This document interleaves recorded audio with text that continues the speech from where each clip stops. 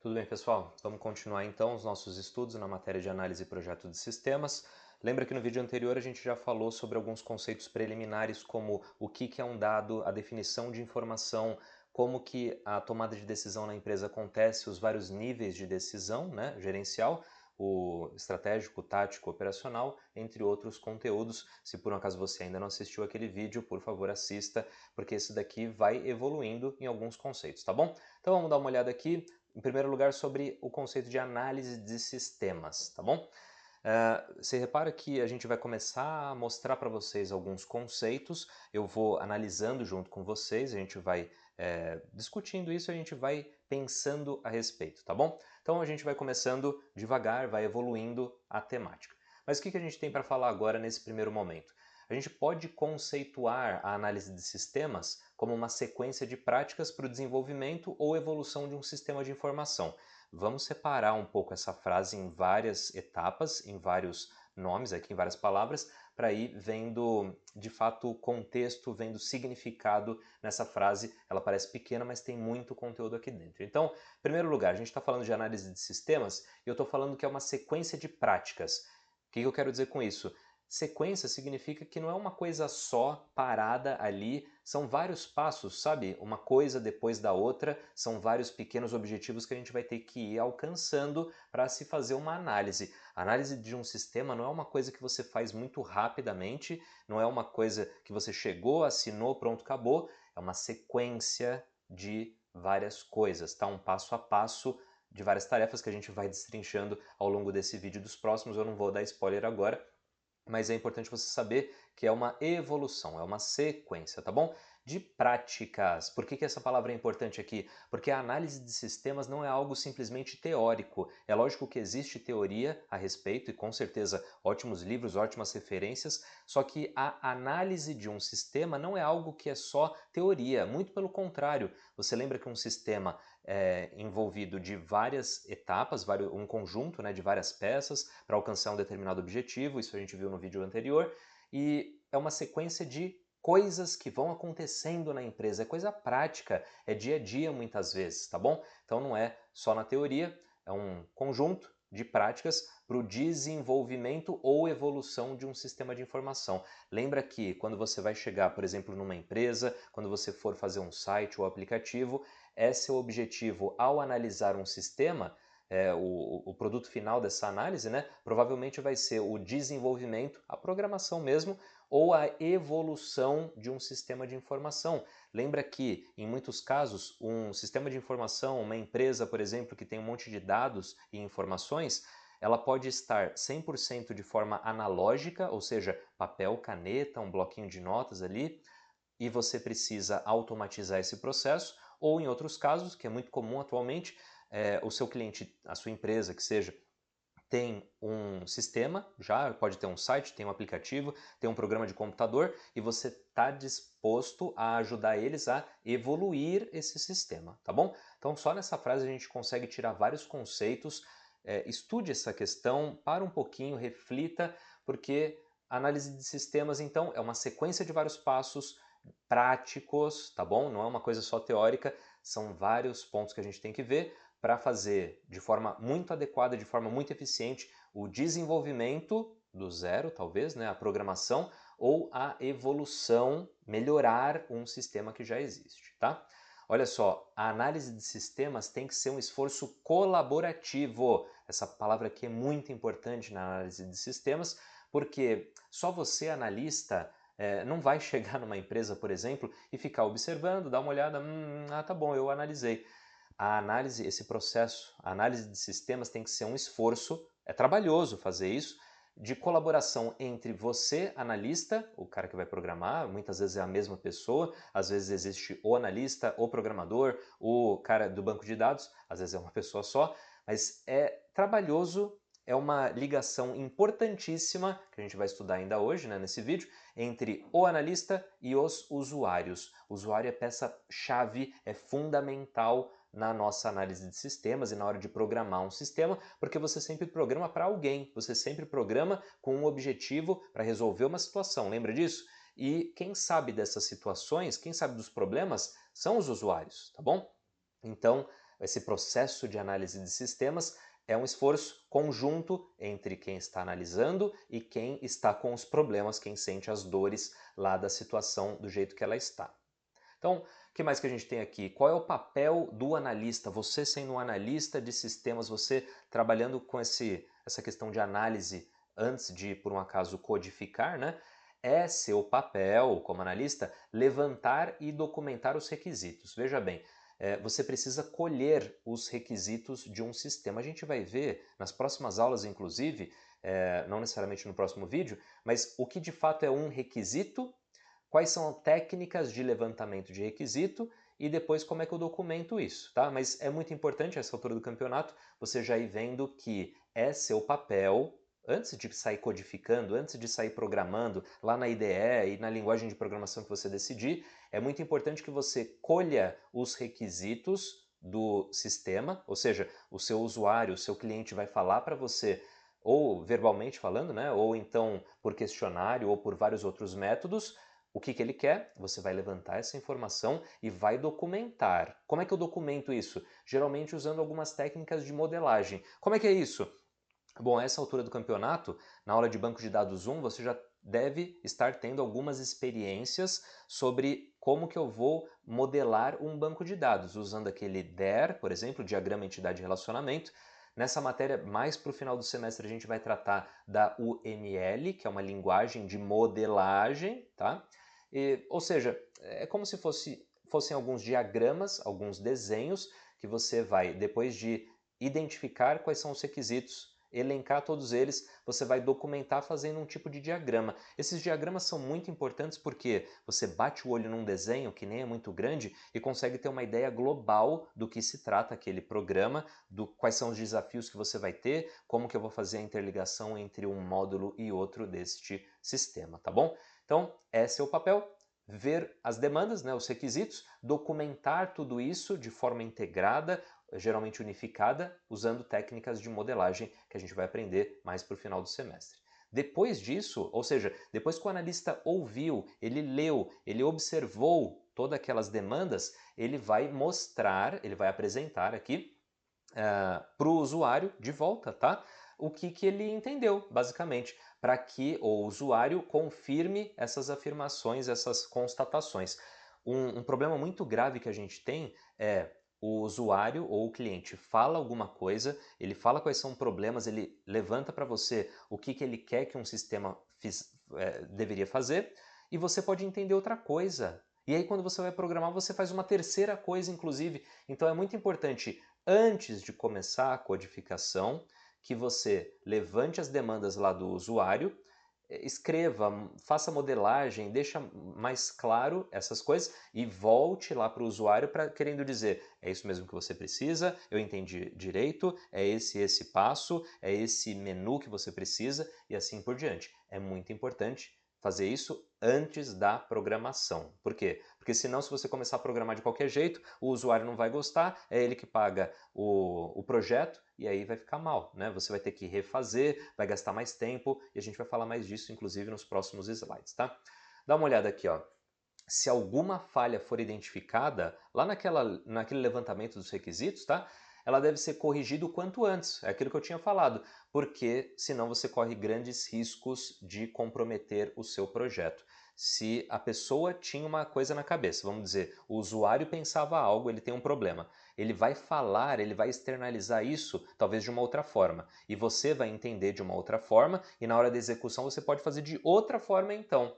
Ou seja, no começo a gente tinha um problema, você foi fazer o seu sistema, você codificou uma coisa que muitas vezes é completamente diferente. Você não atendeu os requisitos, você não proporcionou para o usuário a solução daquele problema da forma que ele queria. E isso é péssimo.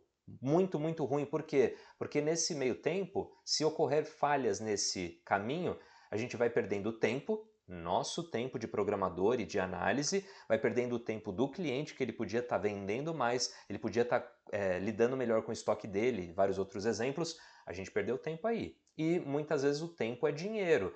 Tempo de projeto, por exemplo, se você recebe por hora ou por mês ou o que for, é mais tempo que o cliente está tendo que pagar para você e isso é péssimo para o negócio dele. Você pode estar achando, poxa, mas se eu vou ficar mais tempo, eu vou ganhar mais? Mas aí ele não te chama mais, você fica mal visto. O cliente quer alguém que resolva o problema da melhor forma possível, da forma mais adequada, rápida, limpa, com profissionalismo. O que pode acontecer também é ter um comprometimento na competitividade do seu cliente. Vamos supor que ele tem um mercado, ele tem um e-commerce, ele tem algum serviço que ele presta. Se você, por um acaso, por falhas suas, porque você, vamos supor, você identificou errado um requisito, você entendeu errado, interpretou de forma equivocada uma fala do seu usuário, do seu cliente, você demorou muito para implementar e depois não estava legal, você teve que refazer e refazer, e nisso o tempo vai passando e o negócio daquela pessoa, aquele problema que a pessoa tinha, vai deixando virar bola de neve e vai atrapalhar muito os negócios dele e adivinha quem não vai ser chamado para continuar no projeto mais para frente, né? Cuidado com isso. Tente ser o mais eficiente possível, sempre em contato com o seu cliente para saber quais são as demandas dele, se está agradando, faça protótipos, a gente vai falar nos outros vídeos sobre as várias técnicas, tá bom? E existe uma peça muito importante nesse processo de programação, de atendimento, que é o usuário. Geralmente o pessoal da nossa área de TI quase que abomina o usuário, rebaixa ele, reclama com ele, fala que não sabe de nada, mas o grande ponto aqui, olha o que está dizendo aqui o slide, o envolvimento do usuário com você, né, é um tópico crítico nesse processo de desenvolvimento de sistemas. Por que é crítico? Poxa, primeiro porque é difícil. É difícil você fazer uma comunicação muito efetiva, saudável entre você, programador, e o usuário, que é quem sabe do problema. Mas é principalmente crítico porque, dá uma olhada aqui, ó, o usuário é quem tem as dificuldades, é quem tem o problema, tá? Ele precisa resolver essa situação, ele quer criar um aplicativo, ele quer criar um site, ele quer criar um programa de computador, não interessa, mas assim, é ele que tem um problema. E assim, não, geralmente esse usuário do sistema, esse seu cliente, geralmente ele tem uma formação na área dele. Então vamos supor, um escritório de advocacia, aquele pessoal sabe muito sobre direito, tá? É um escritório de arquitetura, eles sabem muito sobre desenho e arquitetura e tudo mais. Geralmente eles não sabem bem da nossa área técnica. E isso pode ser um problema na comunicação, porque às vezes você vai falar com algum linguajar técnico e a pessoa não entende nada e às vezes se ofende porque está achando que você está falando difícil de propósito só para tentar enrolar ele. Então, cuidado com isso. Vamos entender, ó, esse processo, esse envolvimento, essa ligação entre o analista e o usuário é complicada, é crítica por vários motivos. Primeiro porque ele tem o problema e você tem que resolver e às vezes ele não te explica muito direito. Por que ele não explica direito? Porque às vezes ele não sabe os nomes, as linguagens, as dificuldades, as limitações, porque ele é de uma outra área.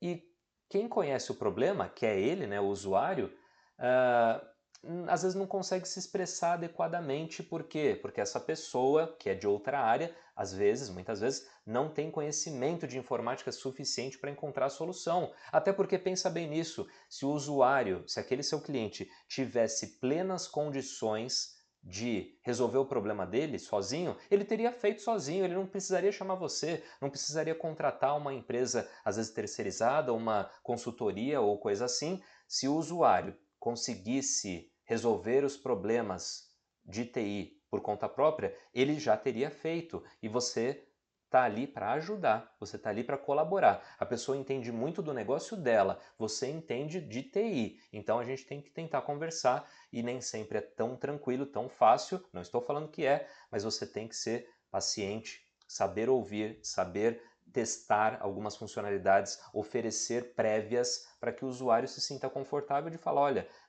aqui você acertou, nesse outro ponto, vixe, não era nada disso que eu queria. E aí você vai refazendo de tempos em tempos, não deixa chegar no final do projeto para apresentar aquilo, porque no final ele pode falar, pô, não gostei, e agora? Você vai gastar mais 2, 3 meses para fazer? Cuidado com isso, tá? Um analista de sistemas tem que ter algumas habilidades, com certeza. É claro que a gente espera que um analista de sistemas saiba na medida do possível, né, sobre alguns negócios, ele saiba sobre TI, né, saiba o que é uma programação, um banco de dados, como é que eles se interagem. Mas olha, uma característica muito importante de um analista é estar apto a compreender e comunicar um problema de forma concisa, ou seja, ele enxerga um problema de forma clara e consegue interpretar aquilo, ele consegue falar para o usuário, olha, isso está acontecendo por causa disso, disso e disso, vamos tentar resolver, tá bom? E ele consegue também, o domínio dele não fica só em TI. Um bom analista sabe, claro, das tecnologias, mas ele também sabe um pouco de negócio. Esse é um dos motivos do porquê que a gente vai estudando áreas que parecem da área de administração, e a gente sabe que você é de TI, tudo bem, mas você não pode ficar focado, só fechado naquela área de programação, codificação, banco de dados. A nossa área tem que ir expandindo. Por quê? Porque quando a gente começa a ter outros conteúdos na nossa cabeça, quando a gente começa a entender outras áreas, outras realidades, a gente vai ficando um melhor analista, e um bom analista é aquele que consegue identificar uma situação, problema e interpretar aquilo e depois, no final das contas, propor um melhor serviço, um melhor produto para o cliente, certo? Olha só, o analista tem que saber ouvir queixas do usuário, evitando expressar suas opiniões. Isso é sensacional e importantíssimo. Olha só, você muitas vezes quando vai falar com um usuário, ele tem algumas queixas em relação à situação atual dele, e muitas vezes ele tem queixas inclusive da empresa, do superior imediato dele, do, sei lá, do presidente da empresa.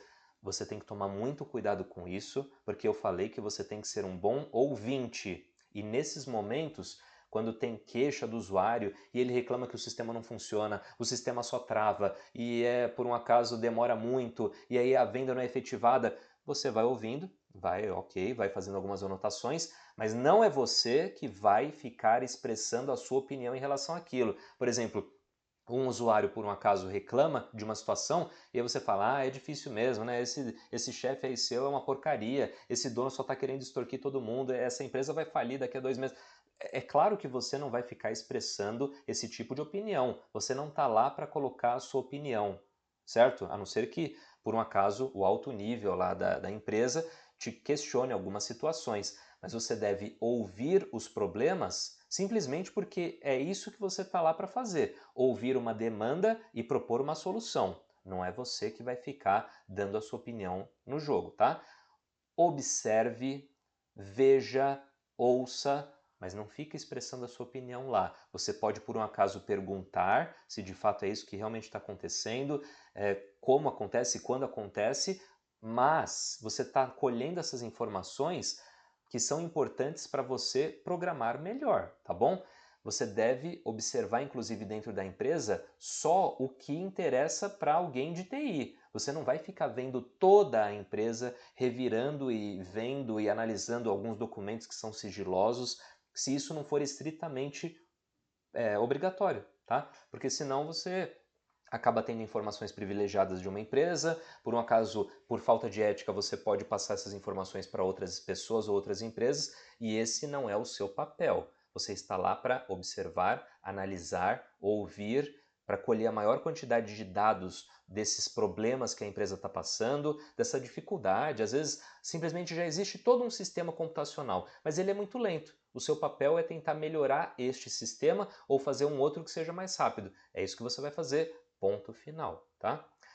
E aqui a gente chega numa área, numa parte, que a gente precisa definir duas coisas, que é o seguinte, a gente consegue separar um sistema ou um software, aqui está escrito sistema, mas poderia ser software, tá? Um programa. A gente separa em duas categorias. Uma dessas categorias de um software ou de um sistema é o sistema genérico. O que significa isso? Um sistema genérico ou um programa genérico, ele é produzido e vendido no mercado para qualquer pessoa ou qualquer empresa que queira comprar aquilo, certo? Imagina, eu não sei se a essa altura do campeonato você já consegue visualizar um exemplo, já já eu vou colocar aqui no slide alguns programas que são exemplos desses de sistemas genéricos, mas você repara outra característica, ele é disponibilizado em larga escala, quer dizer, uma empresa programa uma solução, um programa ali, né, um software ou um sistema mais completo, com vários e vários recursos para alcançar a maior quantidade de pessoas possível. Ela quer que muita gente use aquele programa, mesmo se aquela determinada pessoa não for usar todos os recursos. Porque assim, imagina que você tem 5 recursos no seu programa. Uma pessoa A vai usar 2 desses recursos e ignorar os outros 3. Ah, tudo bem, ela comprou o pacote completo, né? Vamos supor que uma outra pessoa vai usar outros 2 recursos. Deixa mais por ali para quando precisar usar. Sistema genérico não é algo personalizado. Sistema genérico você faz uma vez, tá? Uma grande empresa, por exemplo, faz aquele programa. Geralmente é um programa com vários recursos, várias funcionalidades para qualquer pessoa, qualquer empresa. Não é personalizado, não é direcionado para um negócio específico, para uma realidade ou para uma pessoa. Olha alguns exemplos aqui. E aqui a gente tem que tomar um cuidado que eu não estou falando que esse tipo de sistema, que é o sistema ou software genérico, é ruim. Eu estou dizendo que, vamos supor aqui, ó, Word é referência de mercado em editor de texto. Maravilha, funciona muito bem. Eu aposto com você que o Word tem alguns recursos que você nunca nem chegou perto. Alguma daquelas abas de customização ali, talvez uma mala direta ou o que for, talvez você nunca tenha usado alguns dos grandes recursos do Word e outras empresas vão usar, outras não. O Word é um exemplo, Word, Excel, PowerPoint, que seja, é um exemplo de sistema ou software genérico. Por quê? Porque ele não foi feito pensando só em você. Tá? Ele não foi feito pensando na empresa A, B ou C. Ele é um editor de texto muito competente, muito poderoso, com muitos e muitos recursos e a Microsoft oferece esse produto para todo mundo. E aí a pessoa compra, usa da forma que ela quiser, não é personalizado, às vezes ele é um pouco até pesado demais, meio com muitos recursos e você não se acha. Por quê? Porque ele foi pensado para ter muitos recursos, de fato, para que a maior quantidade de pessoas pudesse usar. Olha outro exemplo, o Photoshop, também referência no mercado em edição de imagem. Não estamos falando que sistema genérico é ruim, eu só estou falando que é um sistema, imagina aqui um programa, né, Photoshop, que consegue fazer milagre em muitas imagens, certo? Só que ele não foi pensado exclusivamente para uma empresa para resolver o problema daquela situação específica. Ele é um software para todos que querem editar imagem. O Chrome é a mesma coisa, certo? O Chrome tem muitos recursos, ele é basicamente um navegador de internet, né? Só que às vezes ele tem tantas funções, tantos recursos, ele tem aqueles plugins, se for o caso, e às vezes ele acaba ficando muito pesado para alguns computadores. Algumas pessoas optam por um navegador mais simples. Este daqui quis agradar muita gente, mas tem alguns, entre aspas, efeitos colaterais, tá bom? E a oposição de um sistema genérico, ou seja, o contrário de um sistema genérico, é um sistema, ó, olha exemplo aqui, antes da gente falar do outro, de softwares de prateleira, que a gente chamava. Um sistema genérico também é chamado de software de prateleira, por quê? Lembra numa época que a gente entrava num tipo de loja de eletrônico ou até algumas grandes papelarias e tinham prateleiras com softwares, com programas, muitas vezes você achava jogos ali na prateleira? Programas que estão dispostos desse jeito num mercado ou numa loja, isso daqui são antivírus, né? Várias marcas, modelos diferentes. Esses aqui também são softwares genéricos, sistemas genéricos, que a gente também apelida de software de prateleira. Por quê? Ele está ali à disposição de qualquer pessoa, pode ser desde do aluno da escola, pode ser a pessoa que faz a limpeza da escola, pode ser o presidente, ele pode chegar lá na loja e pegar aquele software. Um software de prateleira não é focado, não é especializado, não é dedicado em uma pessoa, em uma situação, em uma empresa. Ele consegue lidar com várias pessoas diferentes, com várias realidades diferentes, tá bom? A oposição desse sistema genérico, desses sistemas de prateleira, é o sistema específico. Sistema específico é basicamente um sistema que foi encomendado por um cliente, por uma empresa, para resolver um determinado problema, tá bom? Então pensa bem nisso, aquele sistema genérico, o fabricante fazia de um jeito genérico, obviamente, para qualquer pessoa. Se você tem um mercadinho, se você tem uma padaria, se você tem uma loja de calçados, você vai usar o mesmo sistema, o mesmo programa. Agora, esse sistema específico é muito diferente. Esse daqui já tem uma outra ideia no jogo que é: eu vou fazer um sistema para aquela loja de sapato. Eu posso atender outras lojas, mas aquele programa, aquele aplicativo, aquele site que eu fiz foi dedicado, foi especializado naquele cliente, tá bom? E os exemplos, eu não vou falar aqui diretamente alguns, mas o foco do nosso curso é ensinar vocês a fazerem aplicativos de celular, sites, programas de computador para atender uma demanda específica, tá bom?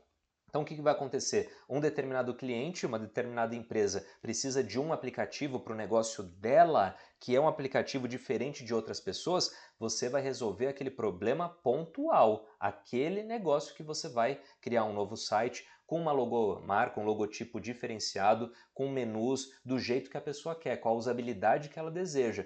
E se por um acaso você faz um site para um pet shop, e aí tem um outro pet shop que vai querer o seu serviço, não vai ser idêntico a esse site. Vai ter outras cores, vai ter outras funcionalidades. Então, basicamente, todos os programas que você for desenvolver serão do tipo específicos, para atender um determinado cliente, com uma realidade específica, tá bom?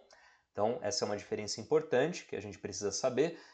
Existem várias empresas, geralmente as empresas enormes que fazem sistemas operacionais ou então grandes programas, são softwares genéricos, e não quer dizer que isso é ruim, só quer dizer que é para todo mundo realmente, não atende uma determinada demanda, e existe, por outro lado, algo muito mais customizado, que é o sistema específico, e esse é o foco nosso, inclusive como programador, que a gente acaba aprendendo aqui no curso, que é fazer softwares, fazer sistemas focados em uma realidade, em um problema, em uma empresa. Claro que a gente pode atender outras, mas aí vai ser um outro software, com outra cara, outras cores, outro logo, outras funcionalidades.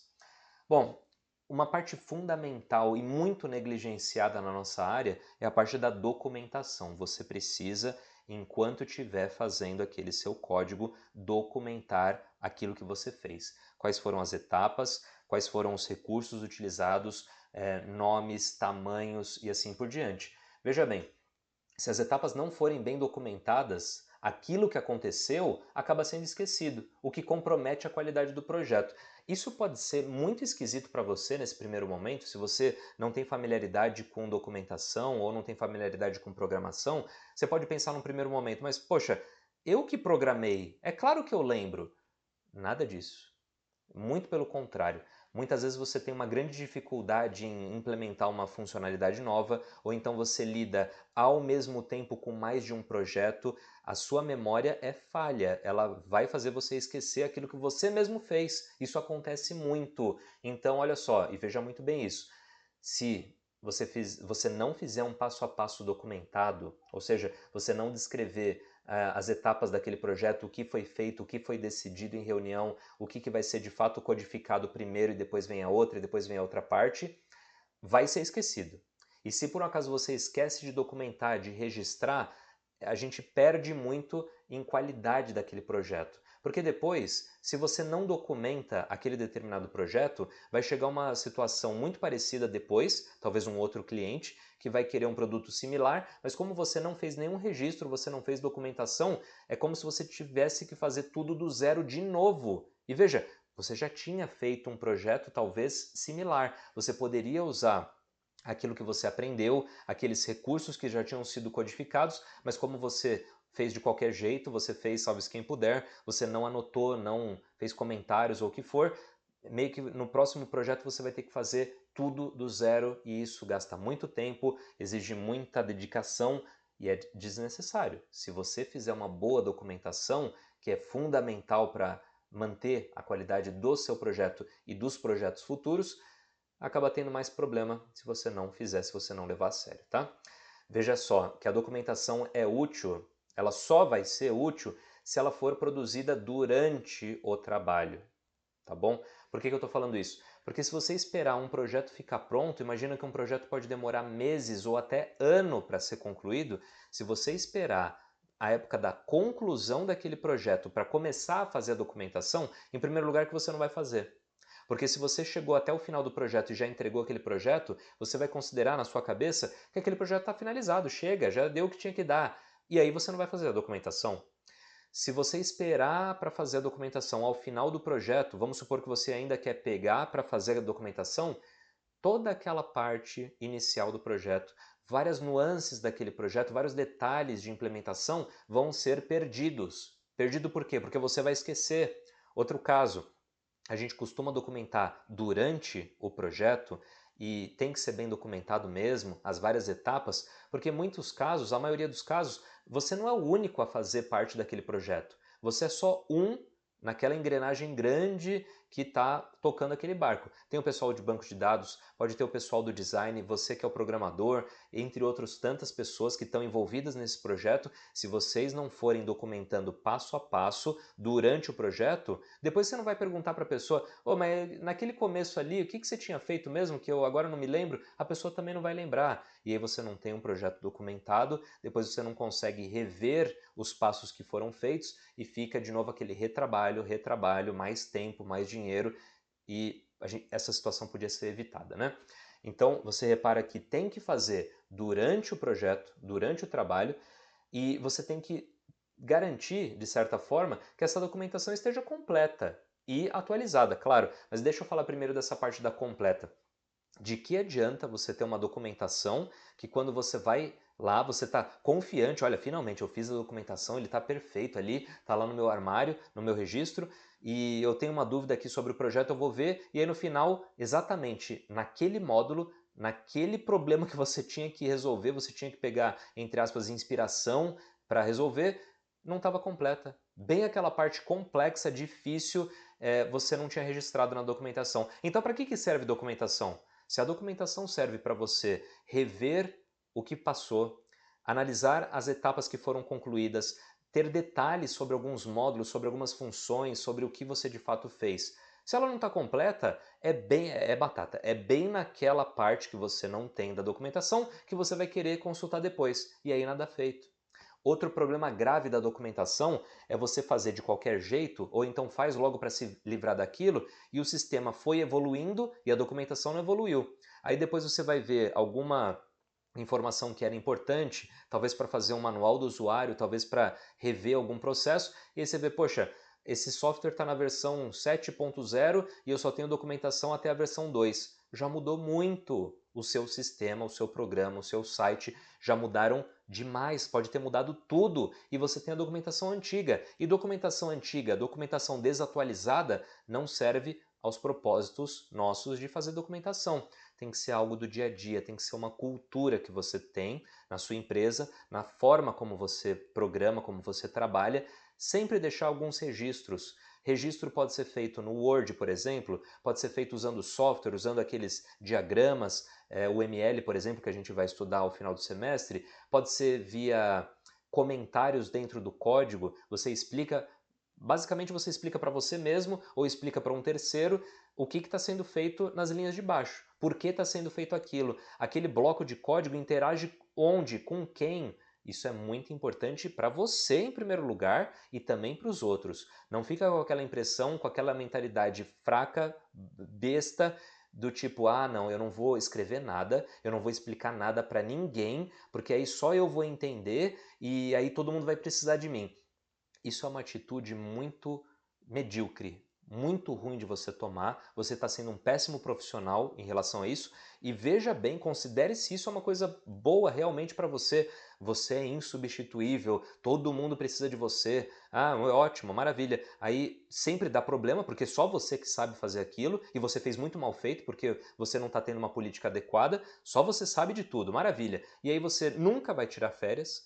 Todo mundo precisa de você, você não consegue mais trabalhar porque você tem que resolver os pepinos que você mesmo está causando. Por quê? Não foi feita documentação, você fez de um jeito bizarro só para você entender, aquela lógica louca que só você entende, maravilha. E aí nada impede de tirarem você do projeto, tirarem você do jogo da empresa, porque você não está tendo uma atitude profissional, você não está tendo uma atitude colaborativa de fato.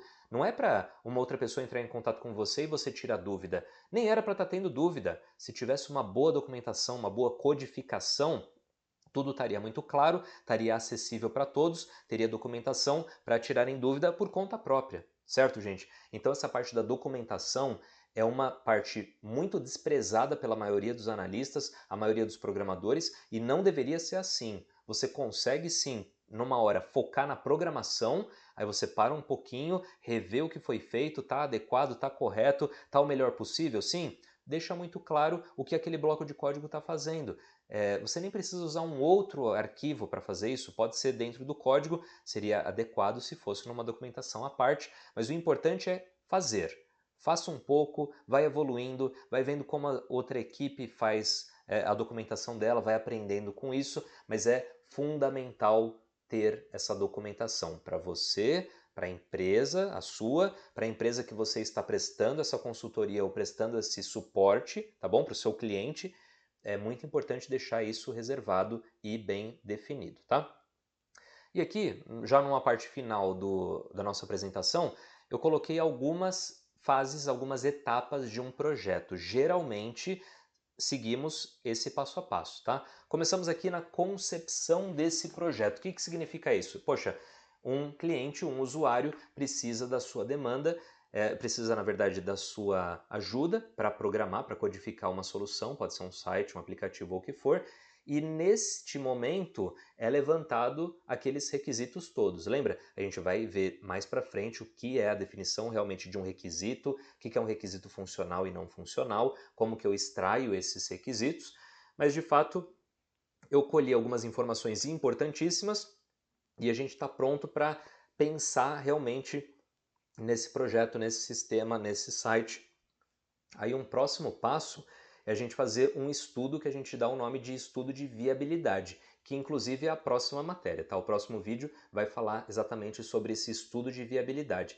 A gente precisa definir, a gente precisa saber se aquela ideia que a gente está concebendo, se aquele conjunto de vários requisitos vai ser possível implementar.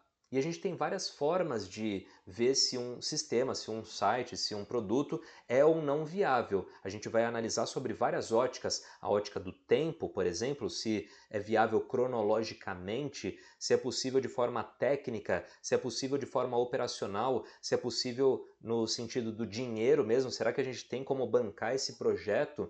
Tudo isso é estudado através de um estudo de viabilidade. Se for definido que esse projeto é viável, aí a gente vai para um próximo passo, que é realmente focar bastante nas especificações daquele projeto, ver realmente o que precisa ser feito, o que eu preciso como pré-requisito, será que eu preciso comprar computadores novos, será que eu preciso de um link de internet diferente, será que a minha equipe consegue lidar com esse projeto?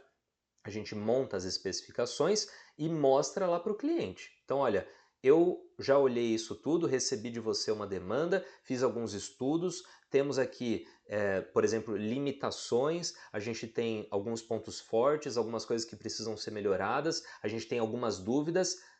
É isso aqui mesmo, é isso que você precisa. Dá uma olhada talvez num layout prévio que a gente fez, um tipo de mock-up. A gente tenta mostrar como que o sistema, como que o site se pareceria. É isso mesmo? É esse menu horizontal que você precisa? Ou você estava pensando num vertical? E essas cores? Bom, mais ou menos detalhes, né, são definidos aqui nessa etapa da aprovação e especificação. E se aprovado inicialmente, a gente trata aí sim da codificação, realmente começar a escrever linhas de código e a gente sempre vai codificando, mostrando para o nosso cliente para ele validar. Algumas coisas ele vai adorar, outras ele vai falar que não tem nada a ver. Você volta a codificar e pergunta, volta e pergunta e vai codificando. Não deixe para escrever todo o seu código, fazer todo o seu projeto e só no final você perguntar: ah, era isso que você queria? Um risco muito grande que você tem é a pessoa falar, não, não é isso que eu queria, e você tinha um prazo e já não vai cumprir, né? Porque você vai ter que fazer um monte de coisa. Isso é gravíssimo. Muito cuidado com isso. A gente vai estudar também, mas para o meio, para o final do semestre, sobre algumas metodologias ágeis de desenvolvimento de software. A gente tem algumas técnicas para isso. Uma delas, eu já estou dando spoiler, que é você fazer protótipo, você mostrar previamente o que você está fazendo, de preferência até codificar muito próximo do seu cliente, talvez até dentro da empresa, ou então fazer reuniões com uma, vamos supor, vamos dizer, de forma assim, uma vez por semana, ou então uma vez a cada 2 dias, você mostra, você manda algumas prévias, você mostra comportamentos daquele sistema e ele vai validando se tá bom ou se não tá. E se não tiver, pelo menos você soube antes, tá economizando tempo, economizando recursos, tá bom? E fica nessa, codifica, valida. Você vai fazendo alguns testes internos, ou seja, você mesmo, programador, vai testando, a sua empresa de desenvolvimento de sistemas vai testando também, o seu cliente vai testando também, vai vendo se era isso mesmo, porque às vezes é o cliente que sabe os valores que ele está acostumado a colocar naquele campo, naquele formulário. Às vezes você está testando com um número pequeno e, na verdade, no dia a dia eles testam com números muito maiores, com nomes muito maiores, e só ele para saber mesmo, né? Essa área dos testes é muito importante. Tem inclusive uma matéria do curso no terceiro módulo que chama Qualidade e Teste de Sistemas. Isso vai ser interessante. Feito tudo, aparentemente está bom, vai ter uma área, um momento, né, de implantação dentro da empresa, que pode ser mais rápida ou mais devagar, depende. Se for um site, para implementar costuma ser um pouco mais tranquilo, mas se for um programa instalado, imagina, se a empresa tem 200 computadores, você tem que implementar em todos, e eles não têm um tipo de um servidor unificado, você vai ter que instalar um por um e vai ter que configurar um por um. Isso pode tomar um pouco de tempo, mas faz parte a implantação dessa codificação, desse programa, desse sistema. E outra parte fundamental, que é nossa preocupação, é nossa responsabilidade, que é o treinamento da equipe, o treinamento do seu usuário. Não adianta você falar, por exemplo, usuário que não sabe de nada, eu fiz perfeito. Quem vai usar é o usuário. Se para o usuário não está bom, se para o usuário não está intuitivo, se o usuário não está achando as funções, se para ele não está claro, você que não fez legal, sinto muito. Você devia estar vendo e monitorando esse tipo de questão aqui na validação, nos testes. Você deixou para lá? Talvez, não sei, mas mesmo se você fez perfeito e o usuário de fato, pelo menos aquele usuário, aquele cliente que estava mais em contato com você, para ele está tudo certo, mas você precisa treinar os outros componentes lá daquela empresa. Não é uma pessoa só que vai operar o site, não é uma pessoa só que vai operar aquele aplicativo ou aquele programa. Você precisa, de algumas formas, treinar, preparar esse seu cliente para usar o seu sistema. Como é que eu faço isso? Poxa, você pode fazer por vídeo, você pode ir mostrando passo a passo como é que funciona. Você pode ter um bom manual do usuário com vários prints, deixando muito bem discriminado o que vai fazer, o que não vai, como é que eu faço, que botão que eu clico. Pode ser treinamento presencial, você, por exemplo, dá um treinamento para algumas equipes lá daquela empresa e depois esse pessoal que fez o seu treinamento replica para os demais. Isso pode ser comum, geralmente quando você quer ir na prática, realmente vendo se está em ordem. E aí, acabou? Acabou tudo? Projeto finalizado? Não, você ainda tem responsabilidade em cima daquele site, daquele sistema, daquele aplicativo. Você precisa prestar manutenção para aquele sistema. E você vai pensar, poxa, como assim manutenção? O sistema fica velho, ele fica enferrujado, ele perde performance? Ele pode sim perder performance. Você vai fazendo algumas atualizações incrementais e ele pode ficar deteriorado, ele vai ficando mais lento, você modifica uma funcionalidade, sei lá, você cria uma funcionalidade e outras passam a não funcionar de forma adequada, você precisa também se dedicar na manutenção, dedicar um pouco de tempo, dedicar espaço lá realmente no seu dia para rever algumas questões daquele seu sistema, daquele seu site, aplicativo e assim por diante. Então, para finalizar aqui, rapidamente, existem várias etapas de um projeto, várias fases. Concepção é realmente quando a ideia vem à tona e aí você colhe alguns requisitos daquele sistema, é uma forma ainda bem preliminar. Com base em todos aqueles requisitos, você, analista ou grupo de programadores, precisa fazer estudo de viabilidade para saber sobre várias óticas se aquilo consegue sair do papel. Se foi definido que é viável, aí sim você vai tratar melhor, com muito mais detalhe, com muito mais cuidado, as especificações daquele projeto, vai conversando com o seu cliente, com o seu usuário e vai vendo se dá para aprovar design, dá para aprovar funcionalidade, menu e assim por diante. Maravilha! Você não deixa de ter contato aqui com o seu cliente, você vai codificando e vai validando, codifica um pouco mais, mostra outras telas e essa validação é muito importante e não pode ser feita só no final, tá bom? Depois vem os testes, que pode ser teste interno, como também teste para o seu usuário, como se fosse um beta, né? Olha, não está pronto 100%, não coloque isso lá em tempo de execução realmente no seu servidor principal, mas tente começar a usar. Pegue um pedaço ali da empresa que vai fazer alguns testes bem focados. Aparentemente está tudo em ordem, agora a gente vai implementar, a gente vai implantar dentro da empresa, ou nos aplicativos, ou o que for, né?